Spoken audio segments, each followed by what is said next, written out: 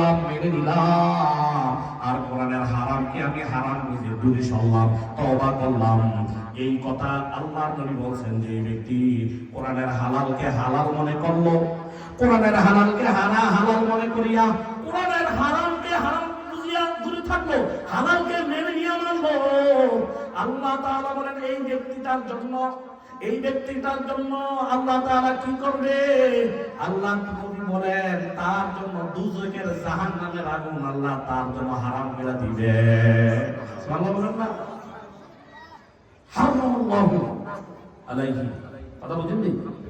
হারাম আলাইহি না, তার উপর দুজকের আগুন, জাহান্নামের আগুন তার উপর কি করে দিবেন? হারাম করে দিবে। ফাস্তাযহারাহু ফাআল্লাহ হালালাহু ওয়া হারামা হারামা আদখালাহুল্লাহু জান্নাত, তাকে জান্নাত নিজে আল্লাহ তাকে ঢুকাই দিবেন। কোরআনের হালালকে হারাম মনে করে চলা, হালাল হারামকে হারাম ভাবে বাইচে থাকা কেউ যদি করে তাকে আল্লাহ নিজেই জান্নাতে ঢুকায়। শুধু জান্নাতে ঢুকায় থাকতো না, আল্লাহ বলবেন হে বান্দা আমি কোরআনে যে নাযিল করছি এটা হারাম, তুই হারাম বাঁচছিস, আমি আল্লাহর ভয়ে হারাম খাস নাই, হারাম থেকে তওবা করছ, হারাম থেকে বেঁচেছিলি, আমি আল্লাহ কোরআনে যে বলছিলাম এটা ফরজ বিধান তুই কখনো সারস নাই, তার মানে নামাজ সারস নাই, তার মানে যাকাত দেওয়া বন্ধ করস নাই, মালদার হওয়ার পরে তুই যাকাত দিতি, টাকা হইলে হজ করতি, আমি আল্লাহর ফরজ বিধানগুলি মানছিলি, আমি আল্লাহ তোরে কোরআনের হালালকে হালাল জেনে আমল করার কারণে আমি আল্লাহ তোরে জান্নাতে ঢুকাইয়া দিলাম। সুবহানাল্লাহ। শুধু জান্নাতে ঢুকায় খেত না, ওয়াশাফাআহু ফি আশরাতিন মিন আহলি বাইতিহি, নবী বলেন আল্লাহ তাকে বলবেন তুই সুপারিশ কর তোর ঘর ওয়ালাদের জন্য, তোর বাবা মা আত্মীয় স্বজন যারা 10 জনের জন্য সুপারিশ কর। যেই 10 জনের জন্য জাহান্নাম ওয়াজিব হয়ে গেছিল, এই 10 জন নবী বলেন কুল্লুকুম কদ ওয়াজাবাত লাহুম নার, তার পরিবারের 10 জন, যেই 10 জনের উপর জাহান্নামের আগুন ওয়াজিব হয়ে গেছে, এরকম 10 জনকে সুপারিশ কইরা ওই 10 জনকেও জান্নাতে নিয়ে যাবে। সুবহানাল্লাহ। তাহলে কোরআনের হালালকে হালাল করতে হবে, কোরআনের হারামকে হারাম মনে করতে হবে। অর্থ ছাড়া কোরআন পড়লে হবে না, অর্থ ছাড়া কোরআন পড়লে কি হবে না? তারা ভাষে, তারা শয়তানি কথা বলে। আল্লাহ কোরআনে বলে কি? সূরা ফাতির 29 নম্বর আয়াত, ইন্নাল্লাযীনা ইয়াতলুনা কিতাবাল্লাহ, যেই মুমিনরা কোরআন তেলাওয়াত করে, এই জায়গায় অর্থ বুঝে শর্ত আসেনি, বলেন শর্ত আসেনি, কোরআন তেলাওয়াত করে, যেই মুমিন কোরআন তেলাওয়াত করে কিতাবাল্লাহ ওয়া কামাস সালাত, তারপরে নামাজ কায়েম করে। এই জায়গায় বলছে আল্লাহ কোরআন তেলাওয়াত যে করে, ও ভাই মুমিন যদি কোরআনের হালালকে হালাল মেনে নেয়, হারাম থেকে বাঁচে, আর আলেমের কথা শুনে আমল করে, বারবার যে আলেমের জিজ্ঞাসা করে, আলেমরে বলে হুজুর এটা হালাল না হারাম, হুজুর নামাজ কিভাবে পড়বো, হুজুর যাকাত কিভাবে দেব, মাসালাটা বলে দেন, এইভাবে আলেম থেকে যাই না আমল করে। নবী আরেক হাদিসে মুসনাদ আহমদ বিন হাম্বলের হাদিসে বলেন قال رسول الله صلى الله عليه وسلم يجاء يوم القيامة بالعالم والعابد ويقال للعابد ادخل الجنة ويقال للعالم اف حتى تشفى للناس। নবী বলেন কিয়ামতের ময়দানে আলেমের সাথে আলেম উঠবে, আল্লাহ বলবেন এ আলেম তুই আলেমের কথা শুনে আমল করছ, তুই আলেমের জিজ্ঞাসা করছ যাকাত কেমনে দিব, আলেমে মাসালা বলে দিছে আমল করছ, ফরজ বিধান আলেম থেকে শিখতে জানতে আমল করছ, আমি আল্লাহ আলেমের কথা শুনে আমল করার কারণে আমি আল্লাহ তোমাকে বিনা হিসেবে জান্নাত দিয়ে দিলাম। আলেমরা ডাক দিলে আলেম ইফ হাত্তা তাসফা লিন্নাস, হে আলেম তুমি দাঁড়াও, আরে ভয় পেয়ে যাবে, আল্লাহ বলবে ভয় পাওয়ার দরকার নাই, যে সমস্ত মানুষ তুমি আলেমের ভালোবাসে, এলেমের খাতিরে ভালোবাসে, কোরআনের জন্য তুমি আলেমকে ভালোবাসে, কোরআনের জন্য কোরআনের মাদ্রাসাটাকে মহব্বত করছে, আলেমের গালি দেয় না, আলেমের পিছে সমালোচনা করে না, আলেমের কথা শুনে আমল করছো, এ আলেম আমি আল্লাহ আজকে তোমারে বললাম কি দাঁড়াও, হাত্তা তাসফা লিন্নাস, মানুষের জন্য সুপারিশ করো, তুমি যারে সুপারিশ করবা আমি আল্লাহ তাকে বিনা হিসেবে জান্নাত দিয়ে দেবো। সুবহানাল্লাহ। তাহলে আলেমের কথা করলে লাভ না লস? আলেমকে ভালোবাসলে লাভ না লস? সাবধান। আমরা বলে এ দুনিয়াবাসীরা, নবী বলে হে আমার উম্মত, হে আমার উম্মত, আলেম হও। হ্যাঁ, অথবা আলেম না হইলে আলেমের ছাত্র হও, ছাত্র না হইলে আলেমের যা করে তা শোনো, এও না হইলে আলেমকে ভালোবাসো, এও না হইলে সাবধান, পঞ্চম নাম্বার হইও না।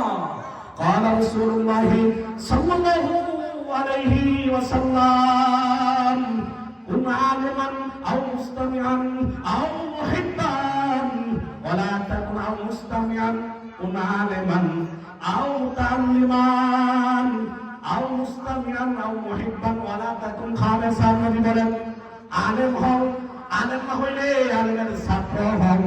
যদি আলেমের ছাত্র না হওয়ার সৌভাগ্য হয়, আলেমের যা বলে তা শোনো। আর যদি সৌভাগ্য না হয়, আলেমের ভালোবাসো। এটাও যদি না করো, সাবধান সাবধান, আলেমের বিরোধিতা করিও না। কারণ কি নবী বলেন যে ব্যক্তি আলেম ওলামাদের বিরোধিতা করলো, সে যেন আল্লাহর সাথে যুদ্ধ করার জন্য মাঠে নেমে গেল। নাউযুবিল্লাহ।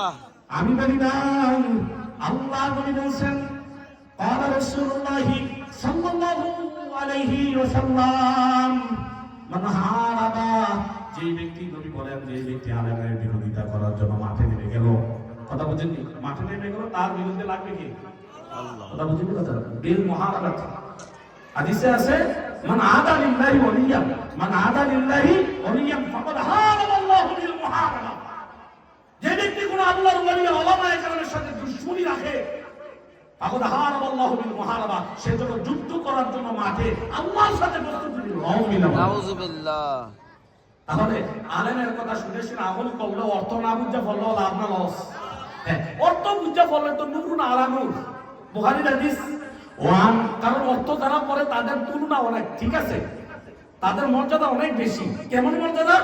বুখারীর হাদিস ওয়ান আয়েশা রাদিয়াল্লাহু তাআলা আনহা قال قال رسول الله صلى الله عليه وسلم الماهر بالقرآن مع السفرة الكرام البررة والذي يقرأ القرآن ويتتعتع فيه وعليه شاك فله أجران।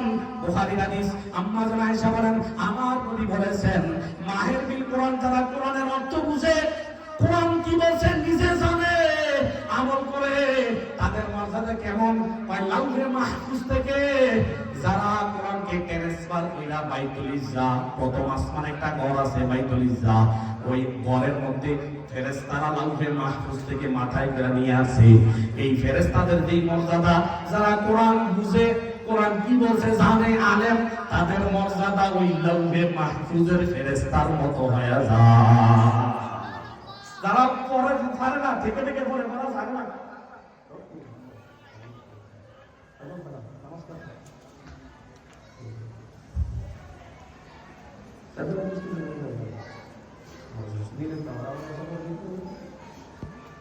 এত অল্প আলোচনা করে মজা হয়, ঢুকলাম, ভালো লাগতেছে না? ভালো লাগতেছে না? এই কি আলোচনা করবো কমসানি বলেন, কি বলছিলাম মনে আছে? কি বলছিলাম? কথা বল না। হ্যাঁ, যারা পারে অর্থ পারে না, চেষ্টা করে থেকে থেকে পড়ে, পড়া ছাড়ে না, পড়া কি ছাড়ে না। ওয়াল্লাযী ইয়াকরাউল কুরআনা ওয়া ইয়াতাতাআতাউ ফীহি ওয়া আলাইহি শাকুন ফালাহু আজরান। আমি বলি নাই বিশ্ব যিনি সাইয়্যিদুল আম্বিয়া জান্নাত উদ্বোধন করবেন, তার মুখের কথা জানি না, অজানি। আমি কোন কবির কবিতা বলতেছি? শ্রেষ্ঠ নবীর কথা, শ্রেষ্ঠ দামি দিয়া শরীরের মরির কথা, ওই নবীর কথা। নবীর কথার উপর কার কথা আছে? আল্লাহর কথার পরে নবীর কথার দাম। যে ব্যক্তি কোরআন পড়ে না, পড়ে থেকে থেকে যায়, বারবার পড়ে, আবার ছেড়ে দেয় না, আস্তে আস্তে পড়ে, পারে না, ছাড়ে না, পারে না, ছাড়ে না, চেষ্টা করে আমার কোরআন শিখেই ছাড়বো, শিখেই ছাড়বো, পরে থেকে যায়, পরে ছাড়ে না, পারে না, আবার পরে, আবার পারে না, আবার পরে, শিখেই ছাড়বো, এই লোকের জন্য ফালাহু আজরান, নবী বলেন তার 2 গুণ সওয়াব। কয় গুণ সওয়াব? ওয়ালাইহি শাকুন ফালাহু আজরান, 2 গুণ। একটা হইছে ধৈর্য ধরছে যে ছাড়ে না, একটা সওয়াব, আরেকটা হইছে তেলাওয়াত করে, তার জন্য কি আরেকটা 2 গুণ সওয়াব। তাহলে এই হাদিস থেকে বোঝা গেল কি? অর্থ না বুঝে বললেও কি আছে? সওয়াব আছে না নাই? সমাজে যারা বিশৃঙ্খলা করতে চাও, কোরআন না বুঝে, অর্থ না বুঝে হলে লাভ নাই। সাবধান, সাবধানে কথা বলো। আল্লাহ জিদ পাইতে থাকবে, না বুঝে কেন কথা বলো?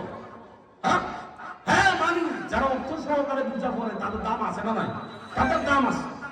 হ্যাঁ, আফালা ইয়াতাদাব্বারুনাল কুরআন আম আলা কুলুবিন আকফালুহা। মুহাম্মদ সূরা মুহাম্মদের 24 নম্বর আয়াতে এই কথা কেন বলছেন? ওই মুনাফিক কাফেররা যে কোরআন অনুধাবন করে না, তারা তো ঈমানে আনে না। তারা কি বুঝে না? তারা কি দেখে না কোরআনে আমি আল্লাহ ওহী নাযিল কইরা তাদের বন্ধামি আপনারা জানাই দেই? ঠিক কি না বলেন? ঠিক কি না বলেন? এটা বুঝে না নাকি তাদের কলমে তালা লেগে গেছে? এই কথা কি বলছে কি? কথা বুঝিনি, কথা বুঝিনি। তাহলে কোরআনের হালালকে হালাল জানা সব আছে না নাই? সব আছে না নাই? এজন্য এটা কোরআনের মাদ্রাসা। এটা কিসের মাদ্রাসা?